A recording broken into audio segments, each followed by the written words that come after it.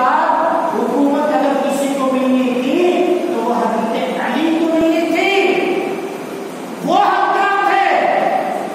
हजरत अली को वसीयत की थी अल्लाह के रसूल सल्लल्लाहु अलैहि वसल्लम ने, लेकिन नऊजुबिल्लाह हजरत अबू बकर ने और हजरत उमर ने खयानत की, हजरत अली का हिस्सा छीन लिया।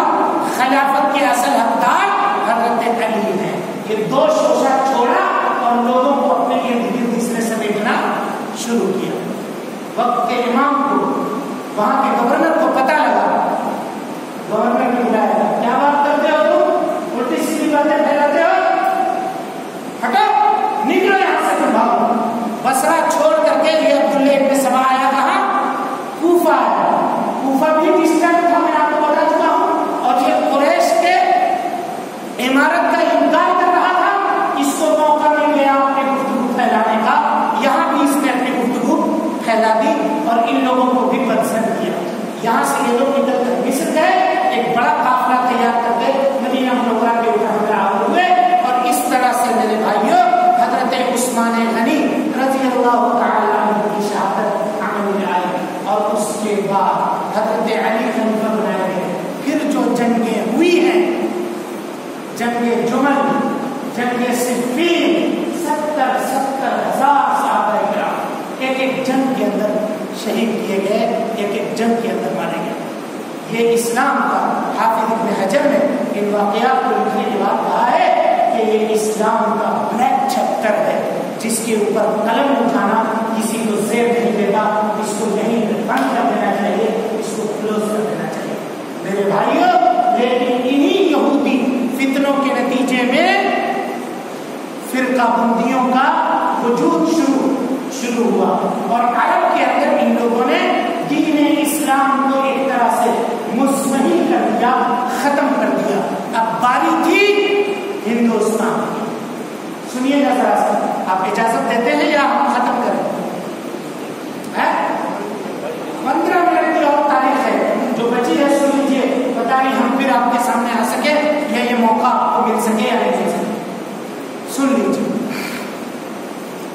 बुखारी की तस्नीफ, जब अरबों ने इस दीन को तर्क किया उनके खाना जंगी के नतीजे में, तो इस दीन को कबूल किया किसने? हिंदुस्तान के लोगों ने। एक दौर था जब दिल्ली में मसजिद लगा करती थी और पूरे दुनिया से तालिब इल्म हिजरत करके आते थे और किताबों को, हदीसों को पढ़ा करते थे। नवाब सिद्दीक हसन खान ने इहयाए दीन का वो काम किया कि किताबों के सकीने के जखीरे छाप करके रख दिए। एक दौर था जब शाह वलीउल्लाह को हदीस वहां से लानी पड़ी थी। एक दौर ऐसा आया कि लोग हदीसों की रिवायत को सीखने के लिए, जानने के लिए हिंदुस्तान का सफर करते थे। तारीख जानते हैं आप, और अगर न जानते हो तो मिलिटेरियन इस्लाम बोल करके किताब है, जिसका तर्जमा उर्दू के अंदर भी मौजूद है, पढ़ करके देखेंगे उस किताब को। यहूदियों को ये चीज कहां भागी? उन लोगों ने ईस्ट इंडिया कंपनी के नाम से इस हिंदुस्तान के अंदर इस्लामी तहजीब और सकाफत को खत्म करने के लिए हमला बोलना शुरू किया। आज ये लोग कहते हैं कि हमारे मुल्कों के अंदर हमला किया है, इनको क्या नुकसान हुआ है? नुकसान तो हमें हुआ है। सल्तनत उस वक्त हमारी थी जब ये आए थे हिंदुस्तान के अंदर कब्जा करने के लिए। जब अंग्रेज आया था तो किसकी सल्तनत थी? दिल्ली में कौन हुकूमत करता था? हम हुकूमत करते थे, हम हुकूमत करते थे। और मेरे भाइयों, उस वक्त की ये तारीख है जब बांग्लादेश, पाकिस्तान और हिंदुस्तान ये मिला करके एक हिंदुस्तान हुआ करता था। लिटरेसी हिंदुस्तान के अंदर 60% थी, 60% लोग पढ़ना लिखना जानते थे। तारीख है, नोट कीजिएगा इसको। और जब अंग्रेज 1947 के अंदर मुल्क छोड़ करके गया है, तो हिंदुस्तान की लिटरेसी जब तकसीम कर दी गई थी 11% थी। 11% कितने परसेंट थी? 11%। और उस 11% में या 100% में से 60% लोग ऐसे थे जब अंग्रेज मुल्क छोड़ करके गया था जिनको बस पढ़ना नहीं आता था बस का नंबर तक पढ़ने की। सबसे पहले अंग्रेज जो आया, इसने फितने की बुनियाद कहां से रखी? 1891 के अंदर। सुनिएगा तारीख, 1891 के अंदर लॉर्ड जॉर्ज के नाम से एक शख्स था, स्मिथ, गालिबन लॉर्ड जॉर्ज स्मिथ उसका नाम था। उसने सबसे पहले कलकत्ता के अंदर एक दीनी मदरसे का क़याम किया। किसका क़याम किया? दीनी मदरसे। उससे पहले दीन और दुनिया की तफरीक नहीं थी, एक ही जगह पढ़ाई होती थी, चाहे वो दरख्त के नीचे ही क्यों ना हो। अब आप बताइए, खवारिज़मी किस यूनिवर्सिटी का पढ़ा हुआ था? इब्न हैसम कहाँ का पढ़ा हुआ था? इब्न रुश्द ने किस यूनिवर्सिटी से तालीम हासिल की थी? तालीम होते थे चौपाल के अंदर, बरगद के साए के नीचे बैठ करके ये लोग पढ़ा करते थे। एक टीचर होता था, वही साइंस पढ़ाता था, वही हिसाब और गणित पढ़ाता था, बैज़ावी शरीफ पढ़ाए जाते थे, हदीस शरीफ पढ़ाया जाता था। एक आदमी दीनी इल्म और असली इल्म का कोई तफरीक हिंदुस्तान के अंदर नहीं था। सुन रहे कि नहीं सुन रहे आप? ये तफरीक की बुनियाद 1891 के अंदर डाली गई। 1911 के अंदर इन यहूदियों के या ईस्ट इंडिया कंपनी का जो पार्लियामेंट था, उसमें मुत्तफिका तौर पे ये कानून पेश किया गया कि जॉर्ज विलियम ये मुसलमान हो गया है, मुसलमानों के लिए मदरसे खोल रहा है, तो हमें ईसाई मिशनरी खोलने की इजाजत दी जाए। तारीख नोट कर लीजिए, गूगल के ऊपर लिखिए और लिख करके पढ़िए, तब आपको समझ में आएगा। सबसे पहला ईसाई मिशनरी का जो स्कूल खोला गया, ये इसी मुसलमानी मदरसे के बगल में खोला गया, कलकत्ता के अंदर। और उसके बाद फितने का एक दरवाजा खोला गया। वो क्या फितना था? मदरसे के मुफ्ती को तैयार किया गया और ईसाई के पादरी को तैयार किया गया। अब डेली मुनाजरा। अब मुनाजरे में जब मुसलमान जीतने लगते तो ये इनके जो सिपाही थे लाठीचार्ज करते थे, मामला भरा जाता।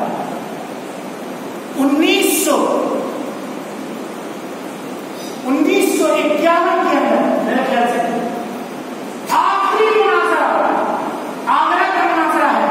उसके बाद जो ईसाइयों और मुसलमानों के दरमियान हुआ था, उसके बाद मुसलमानों ने यह फैसला किया था कि आज के बाद हम इन ईसाइयों के साथ मुनाजरे में शिरकत नहीं करेंगे, कि ये मुनाजरा इसलिए मुनक़िद करते हैं कि ये हमको हराए और हमको नीचे साधते हैं। बहरहाल ये मामला यहाँ पे इन लोगों ने हम मुसलमानों को, हिंदुस्तानी मुसलमानों को तबाह बर्बाद करने के लिए शुरू किया। अब इसके बाद एक नया शोषण इन लोगों ने छोड़ा। वो ये छोड़ा, कहा कि जिंदगी गुजारने का जो सलीका है और जो तरीका है वो हम यहूदियों के पास है, ईसाइयों के पास है, तुम्हारे पास नहीं है। लाइफ स्टाइल जिसको कहते हैं, लाइफ स्टाइल। और ये वो दौर है जहां 600 साल तक मुसलमानों ने तहकीक करना छोड़ दी, तकलीद जानिब के शिकार हुए। और वो तकलीद जानिब इमाम अबू हनीफा ने जो कह दिया सनद है, इमाम अहमद बिन हंबल जो कह दिया सनद है, इमाम मालिक ने जो कह दिया सनद है। दुनिया चांद सितारों पर पहुंचने की बात कर रही थी और ये लोग हनफी, देवबंदी, बरेली तो था ही नहीं उसका, हनफी, मालिकी, देवबंदी, हनफी और इसी तरीके से शाफिई, हंबली, इनका खेल खेल रहे थे। मक्का और मदीना के अंदर मेरे भाइयों 4 मुसल्ले बिछाए गए थे और डाले गए थे। यही वो वक्त आया जब हम मुसलमानों के दिमाग के अंदर इन लोगों ने ठोक दी ये बात कि लाइफ स्टाइल और जिंदगी जीने का सलीका तुमको हम यहूदियों से सीखना पड़ेगा। ठोक दिए और हम उसके कैसे शिकार हुए देखिए। गुज़श्ता ज़माने में हमारी किताबों में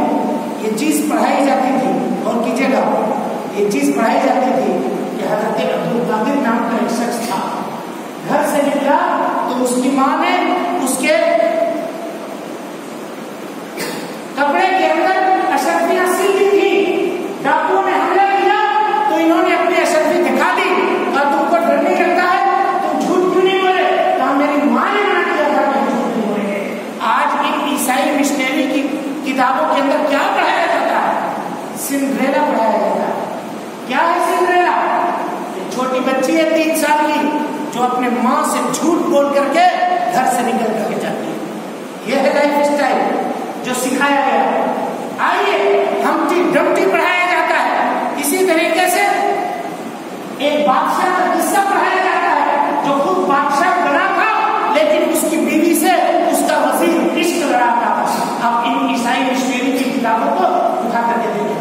हमने इसी दुनिया की चकाचौंध में दीनी तालीम से अपने बाल बच्चों को दूर किया, उठा करके ईसाई मिशनरियों के अंदर डालना शुरू किया। अब जो अब्दुल कादिर जिलानी के किस्से थे वो दास्ताने पुरानी ना हो गए।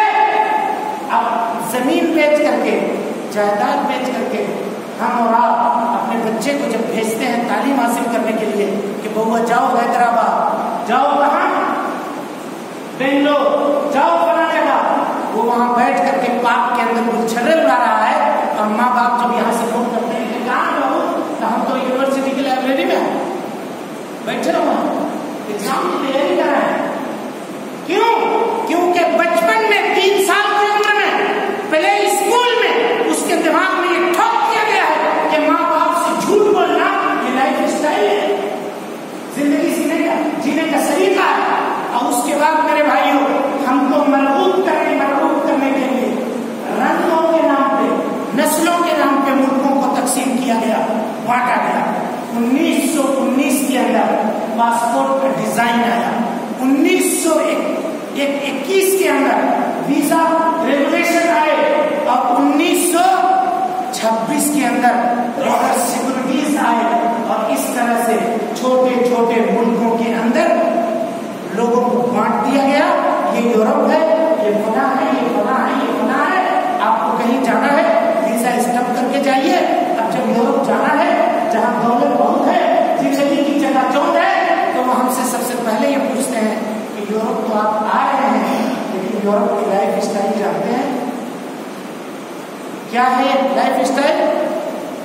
और हमको ये कहा गया, हम मुसलमानों को ये मजबूर किया गया कि लाइफ स्टाइल ये टेक्नोलॉजी से आती है।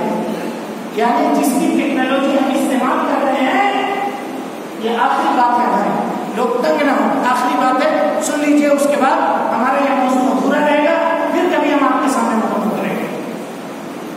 जिसकी टेक्नोलॉजी इस्तेमाल करते हो उसके जिंदगी जीने का सलीका भी इस्तेमाल करना होगा। यह हमारे और आपके दिमाग में बिठा दिया गया। हम कहते हैं कि इस दुनिया का सबसे बड़ा झूठ अगर कोई है, सबसे बड़ा झूठ, तो वो यही है कि लाइफ स्टाइल टेक्नोलॉजी से सीखी जाती है। लाइफ स्टाइल टेक्नोलॉजी से नहीं सीखी जाती, लाइफ स्टाइल मीडिया से सीखी जाती है और तालीम से सीखी जाती है। जिंदगी जीने का सलीका तालीम हमको देता है और इसी तरीके से मीडिया हमको देता है। मेरे भाइयों, अगर टेक्नोलॉजी से हम सीखते तो इसी जैंतगढ़ के अंदर कोई घर ऐसा खाली होगा जो जापान की टेक्नोलॉजी से खाली हो। सोनी की एलसीडी कैसे हर घर के अंदर मौजूद है, जापान की कंपनी है सोनी। तो क्या हमने जापानियों की तरह से घुटनों के बल में खड़े होकर के चाय पीना सीख लिया? बताइए भाई, क्या हमने जापानियों की तरह खुदकुशी करना सीख लिया? अगर टेक्नोलॉजी से तहजीब आती है तो बताइए इस पूरे इलाके में या हिंदुस्तान के इस दूर दराज इलाके में आप सफर कर जाइए, कोई ढंग का जापानी रेस्टोरेंट आपको नहीं मिलेगा। इल्ला ये कि 4 शहरों के अंदर जो बड़े शहर मशहूर हैं हिंदुस्तान के, नहीं मिलेगा। और जिस अमेरिका की और जिस इसराइल की तहजीब हम और आप अपनाते हैं, वो इसराइल और अमेरिका हमसे क्या बेचता है? F-15, F-16, machine gun, missile, वो बेचता है अमेरिका हमसे। तो उसकी टेक्नोलॉजी हम कबूल कर रहे हैं। जो मिसाइल हम में से बहुत सारे लोगों ने करीब से खड़े होकर के देखा भी नहीं होगा, चले जाए के जिसकी टेक्नोलॉजी हमारे घर में है। ये दुनिया का सबसे बड़ा झूठ है जो मुसलमानों के दिमाग के अंदर यहूदियों ने छोड़ दिया, और वो झूठ आज तक हम उसको लेकर चले हैं। मेरे भाइयों, अगर दुनिया की जिंदगी में इख्तिलाफात से बचना है, यहूदियों की शातिर चाह और यहूदियों के शातिर हरबे से हमको और आपको बचना है तो दो चीजों के ऊपर कंट्रोल करना होगा। एक चीज है तालीम और दूसरी चीज है मीडिया। इन दोनों चीजों के ऊपर कंट्रोल कर लीजिए, दोनों चीजों के ऊपर कंट्रोल कर लीजिए। सियादत, क़ियादत, लाइफ स्टाइल, जिंदगी जीने का सलीका, हुनर, तरीका, ये सब हमको हासिल हो जाएगा, सब मिल जाएगा। तकरीर हमारी बहुत मुनज़्ज़म थी और उसको मुनज़्ज़म तरीके से पेश किया जाना था, लेकिन हमने कई जगह से कतर विरोध किया है जल्दबाजी में और वक्त की किल्लत को देखते हुए। तो हो सकता है कि मौजू आपको अटपटा हो गया हो, या जो तालीम के मुताला करने वाले लोग हैं वो इस मौजू तक पहुंच गए हो कि हम क्या कहना चाह रहे हैं और किस फिक्र को देना चाह रहे हैं। बहरहाल ये मुख्तसर से वक्त के अंदर जो जितनी बातें थी ये हमने आपके सामने बयान की। जो कुछ इसमें से दुरुस्त और हक बात है वो अल्लाह रब्बुल आलमीन की जानिब से है, और जो इसमें गलती या खामी हुई होगी वो मेरे और शैतान की जानिब से हुई होगी। अल्लाह रब्बुल आलमीन से हम तौबा और इस्तिग़फ़ार करते हैं और उससे अपने गुनाहों की माफ़ी मांगते हैं। अक़ूलु क़ौली हाज़ा व अस्तग़फ़िरुल्लाह ली व लकुम व लिसाइरिल मुस्लिमीन मिन कुल्ली ज़ंबिन व ख़तीअह फ़इन्नहु गफ़ूरुर रहीम।